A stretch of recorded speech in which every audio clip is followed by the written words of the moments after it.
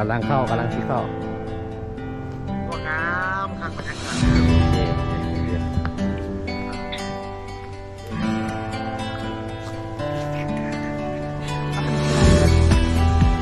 ร้านอาหารเดอะฟอเรสต์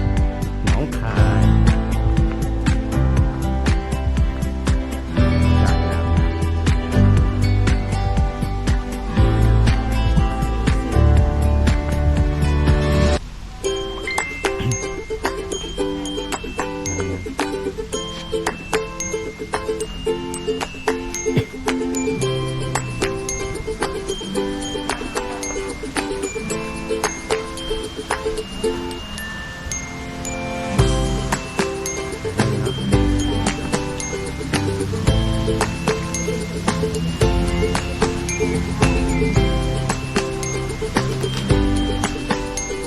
จากน้ำอะไรบ้าง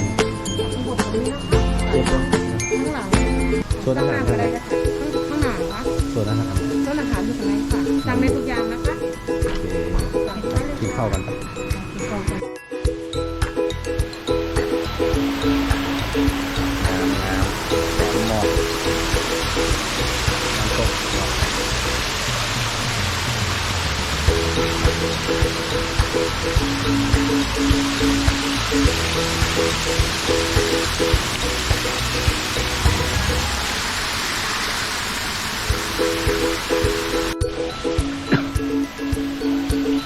เข้าแล้วกัน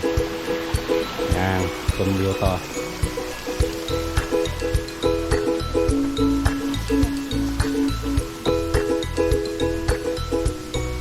วิวหลักล้านอาหารแต่ว่าหลักร้อยเด้อ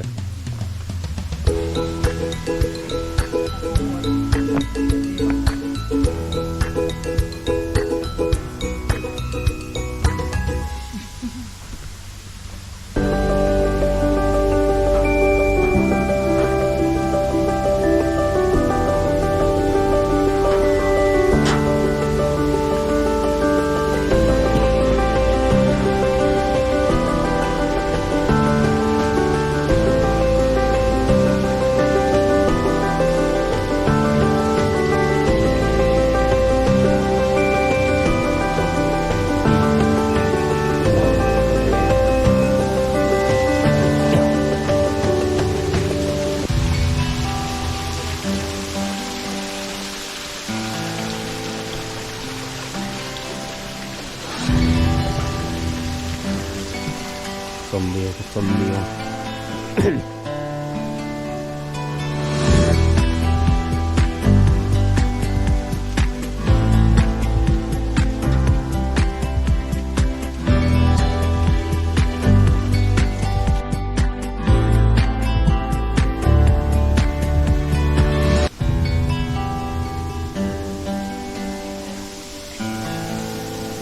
หักของเพิ่นเด้อ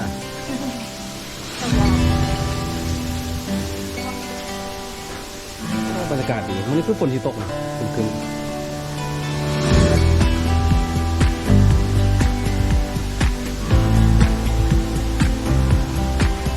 เท่านั้นเนี่ย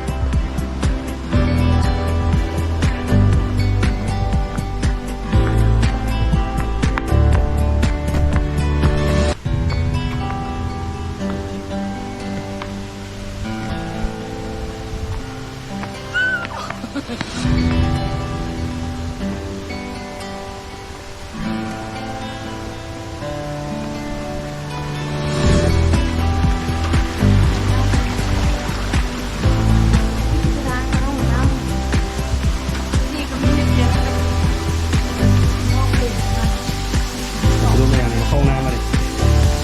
ข้าวกระผมนะข้าวกระผมนะประมาณนี้ งามเลยห้องน้ำนะครับ